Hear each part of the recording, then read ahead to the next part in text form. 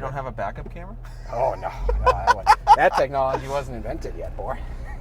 Yeah, so what year is this thing? This is a 91. So this is technically the NSX is the little brother.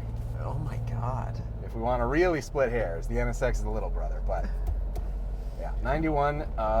Similar to the NSX, though, they had, the production one was, I think, 91 to 95 or 6, depending on who you ask. Okay. But like the NSX, the vast majority of them are 91 to 93. Right, okay. And then a few, some special editions and whatever came after. And so I was thinking of selling it, like, if the right opportunity came up, and then, somebody backed in and I'm like, man, not having it for a month, I miss this little guy.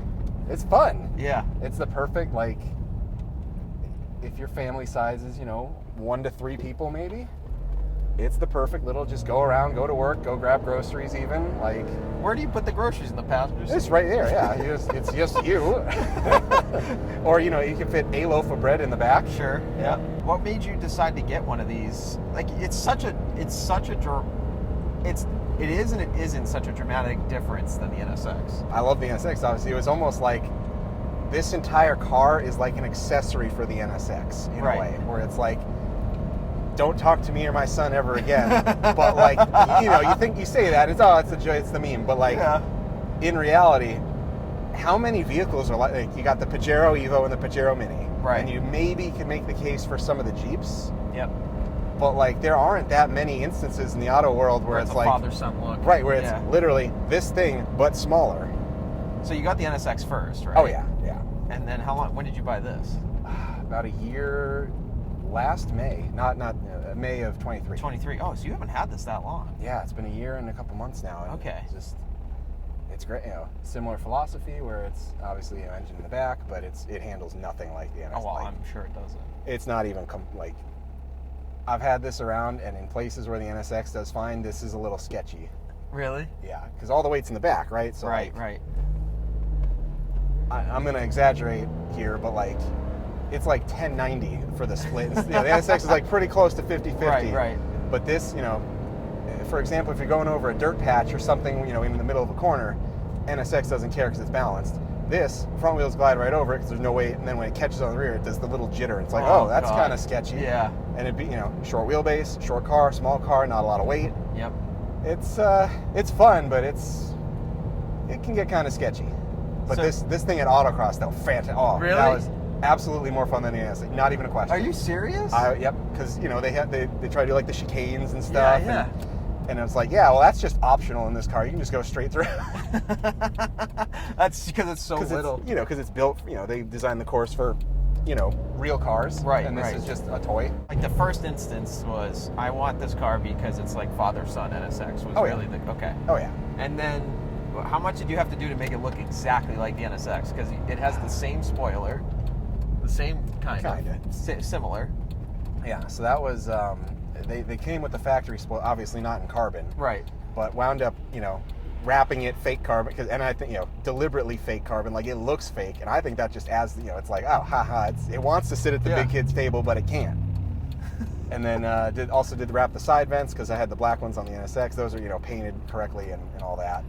Honestly, not a lot though. It came with the TEs. That's why I went with this. Yeah, guy in Portland imported this one.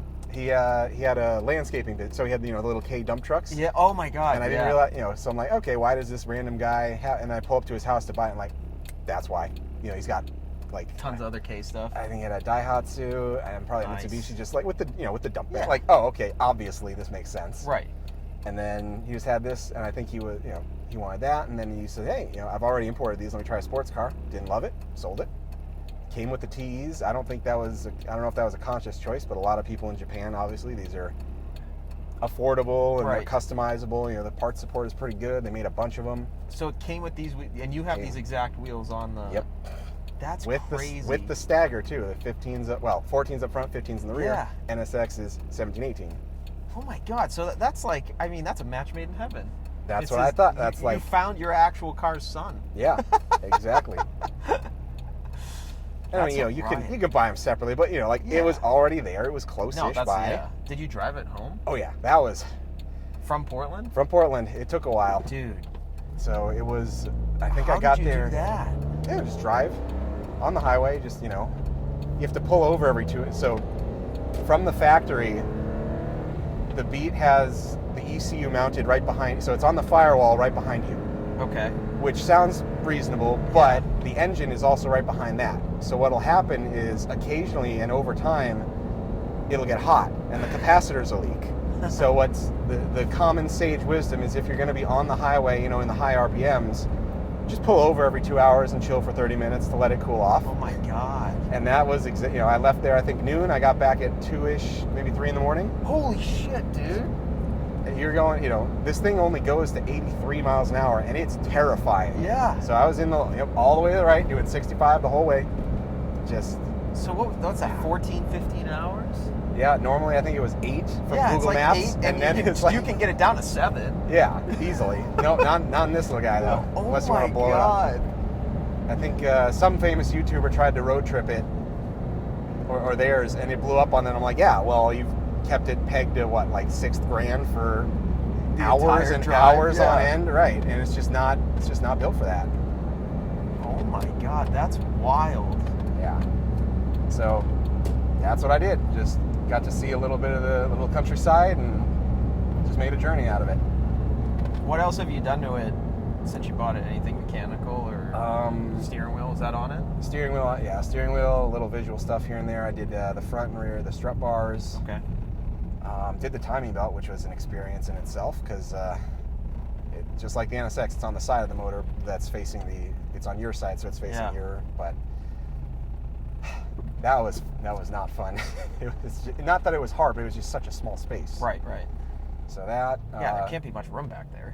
It's funny. That's probably one of my favorite quirks of the car is when you do that. It's I don't know if it's some pulley bolt or there's some bolt that's too long for the space. Okay. So what they did is they just cut a hole in the fender on the inside. So you just back it out, and that's just where it lives until you're ready to put it back in. Yeah, I'm sure you can wiggle it out. But yeah. But again, it's like Honda thought about this, and even within the constraints of the K law and all, it's like okay, we got to make it this was so and so, but people are going to work on. They did what they had to do. In typical Honda fashion, where it's like, yeah, this is meant, it's meant to be worked on. This is a little bit narrower than the Suzuki Cappuccino. Really? Yeah. Well, it is on your side. They're asymmetrical. On my side. Yeah. Oh, okay. All right. I think the Cappy's like that too, but don't quote me on it. Okay. But yeah, honestly, I feel better in here than I had that NA Miata for a little while, right? Oh, dude, this has way more room than the Miata. That's what I'm saying. Yeah. Not side to side, but front to back. But front to back. I mean, the leg room in this thing and getting in and out is way easier than a Miata, for sure. Right. Yeah, you can't sell this thing, dude. It matches your NSX perfectly. Well, it would go to somebody in town. Oh, right. There were conditions. There were conditions of how you would sell it. There were conditions where I was thinking, if it'll stay around, we could still go to shows. It would be cute and funny. And like, all right. Maybe. Cute and funny. I was surprised you brought both of them to Honda Day. Oh, that was easy. I just had Kamani drive the NSX. Yeah. Well, of course he would. No, God. Yeah. Why wouldn't he want to drive that? Well, you figure this is, as far as I know, there's allegedly one other one in town. I haven't seen Honda Beat? Another Beat. God, please don't hit me again. Dude, the cameras can't see. We are so little. I mean, if he pulls in behind us, I don't think he is. Commentary for YouTube. Like, you put this next to an F-150, and it's not like I'd fit in the bed. It can for an extended bed. It will fit. Oh my God.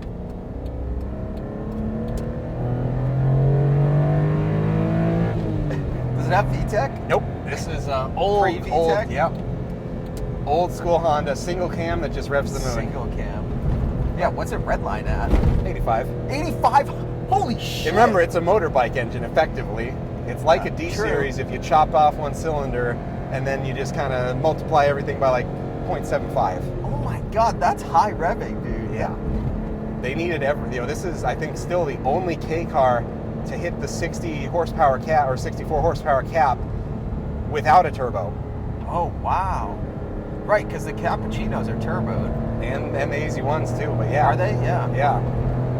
Or maybe it's been surpassed by now, but yeah, the K-Law limits you to 64 horsepower. Wow. And Honda was like, yeah, we're going to get every single one. Yeah. Ah, dude, this thing cruises. This is what it was built for. Just going around town, yeah. say 25 to 55 miles an hour. It's so happy and just hangs out. Once we get on the highway here, we'll hit this. We'll hit the limiter, speed limiter, not rev limiter.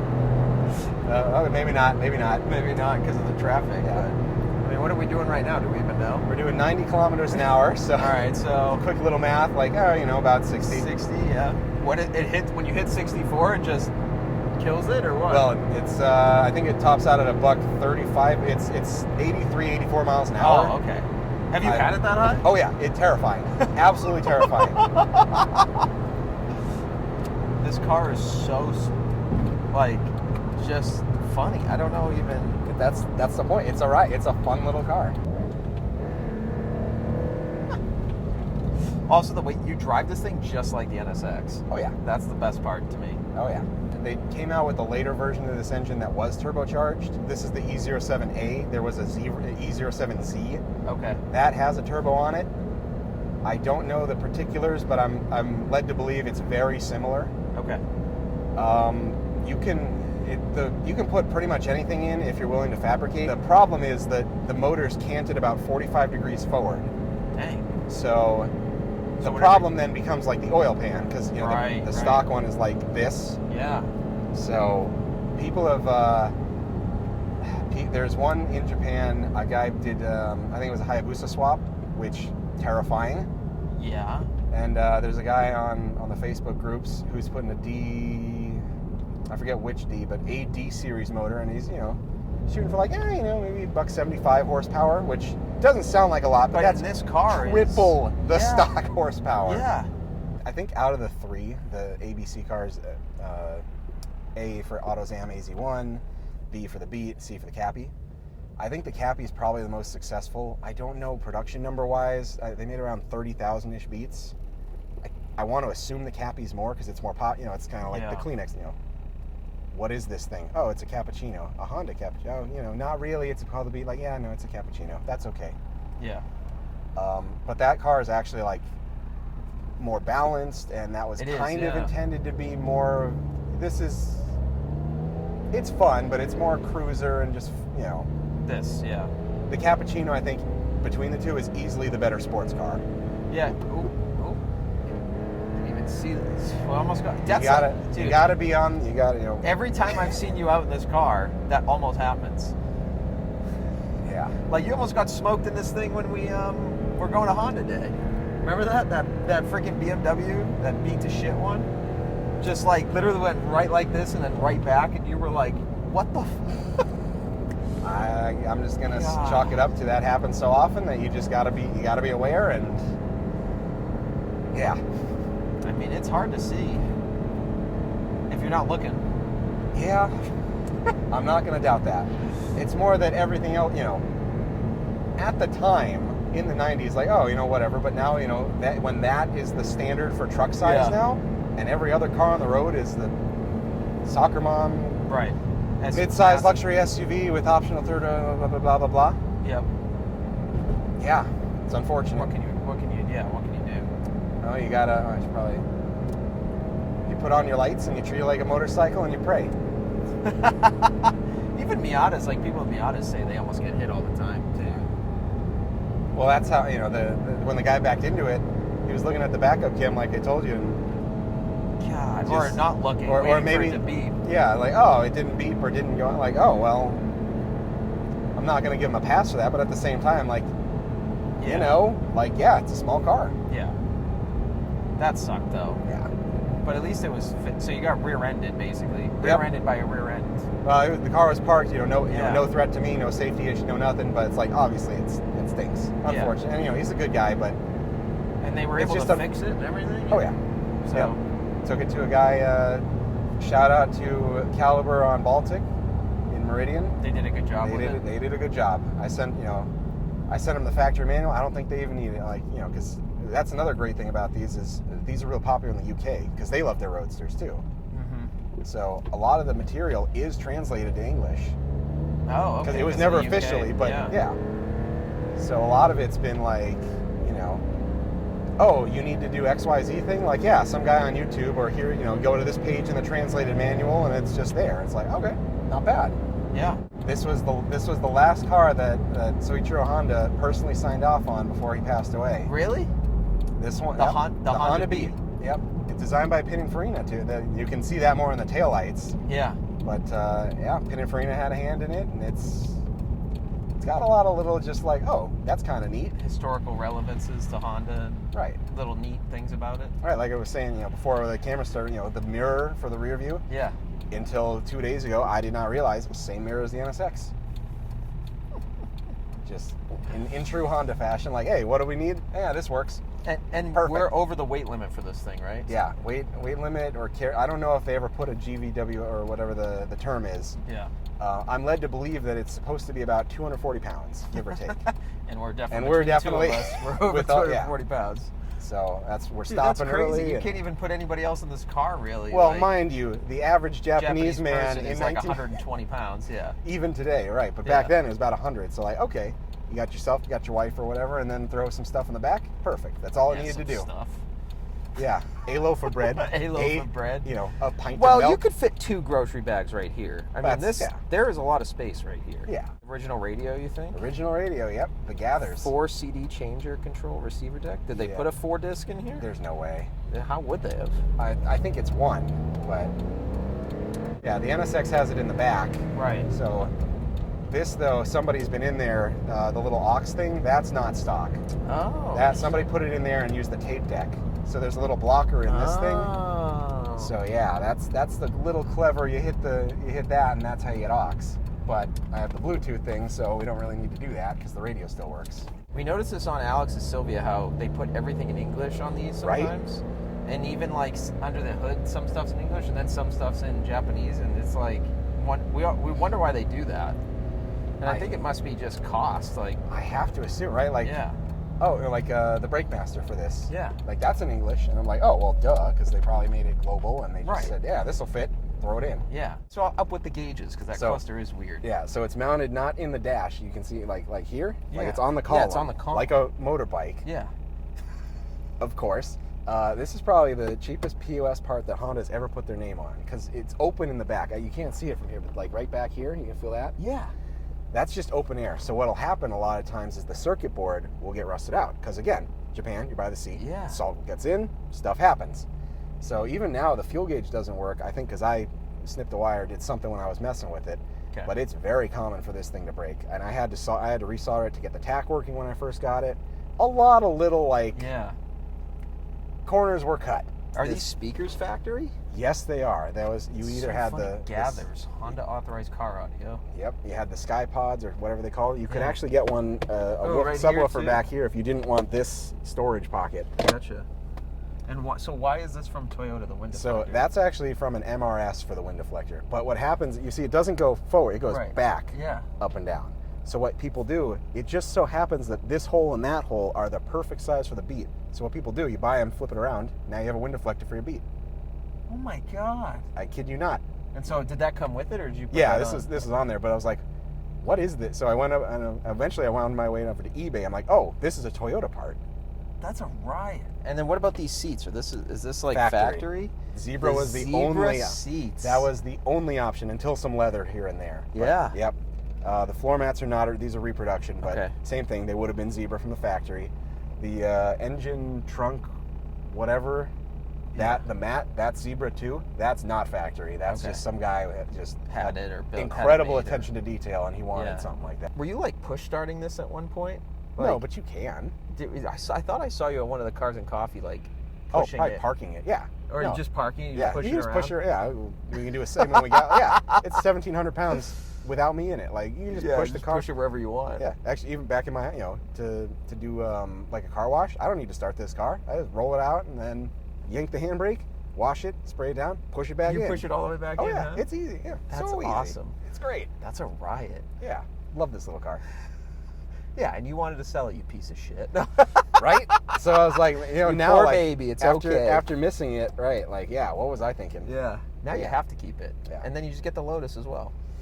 Got to get a bigger garage for that one. This can't sleep outside. That can't sleep outside. And the NSX you could fit like outside. A mini lift over there with the Lotus. Oh, man. Dude, this thing on a lift won't even come close to your garage door. from the hood.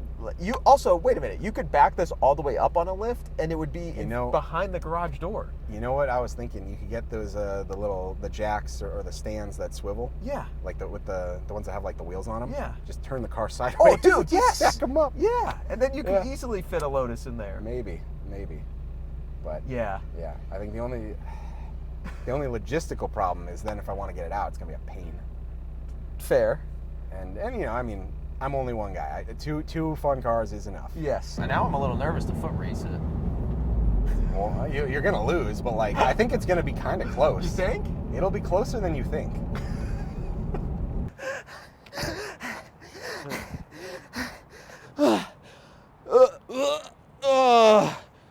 I lost. Please like and subscribe.